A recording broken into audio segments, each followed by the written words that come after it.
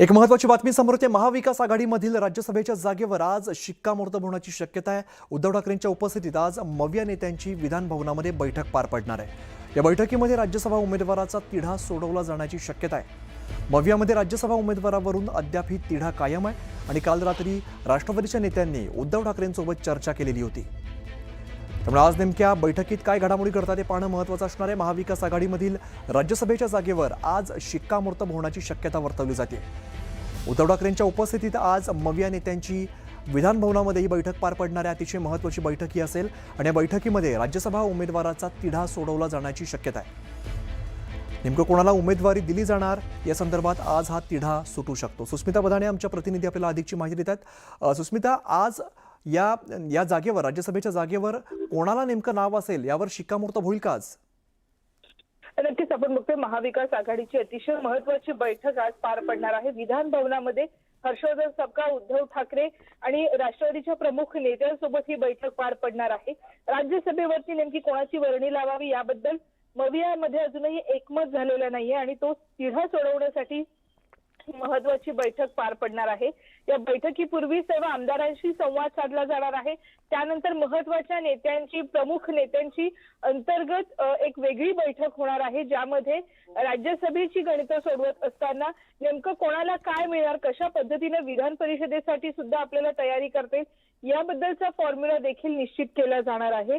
काल रात्री राष्ट्रवादीच्या नेत्यांनी उद्धव ठाकरे यांच्यासोबत चर्चा केलेली होती। यापूर्वी काँग्रेसचे हर्षवर्धन सपकाळ यांच्यासोबत राष्ट्रवादीच्या नेत्यांनी चर्चा केलेली होती।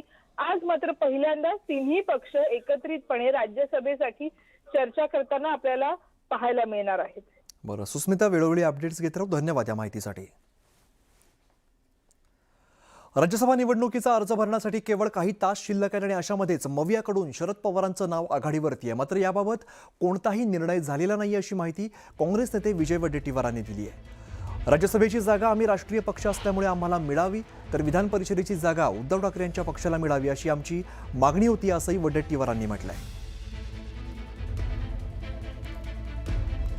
राज्यसभा निवडणुकीसाठी अर्ज भरण्यासाठी अवघे काही तास शिल्लक आहेत, मात्र हा तिढा अजूनही सुटताना दिसत नाहीये। राज्यसभेची जागा काँग्रेसला आणि विधान परिषद ठाकरेंना मिळावी असं वक्तव्य काँग्रेस नेते विजय वडेट्टीवारांनी केलेलं आहे, अशी मागणी त्यांनी केली आहे। आमची आग्रही मागणी होती की राज्यसभेची जागा आमचा राष्ट्रीय पक्ष आहे, त्यामुळे राज्यसभेची जागा आम्हाला मिळावी, विधान परिषदेची जागा उद्धव ठाकरे साहेबांनी घ्यावी असा आमचा आग्रह होता।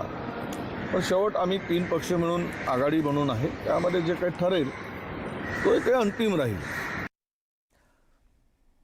तर राज्यसभेबाबत दोन्ही आघाड्यांचं वेट अँड वॉचची भूमिका बघायला मिळते। अर्ज दाखल करण्यास एक दिवस बाकी असला तरी सुद्धा उमेदवारी यादी ही प्रलंबित आहे। शरद पवारांना उमेदवारी देण्यावरून महाविकास आघाडीत एकमत होत नसल्यामुळे अजून सुद्धा घोषणा करण्यात आलेली नाहीये। राज्यसभेच्या एकमेव जागेवरती शिवसेना उभाटा आणि काँग्रेससह राष्ट्रवादी शरद पवार गटानं सुद्धा दावा केलाय आणि राज्यसभेतील विरोधी पक्षनेते पदाचा हवाला देत काँग्रेसकडून दावा कायम ठेवला असला तरी सुद्धा शिवसेना उभाटानं देखील राज्यसभेसाठी आग्रह धरलेला आहे। तर दुसरीकडे मवियाच्या भूमिकेवरती भाजप नवा डाव टाकण्याची शक्यता आहे। शरद पवारांना उमेदवारी दिली नाही तर भाजप 5वा उमेदवार उतरवण्याच्या तयारीमध्ये आहे।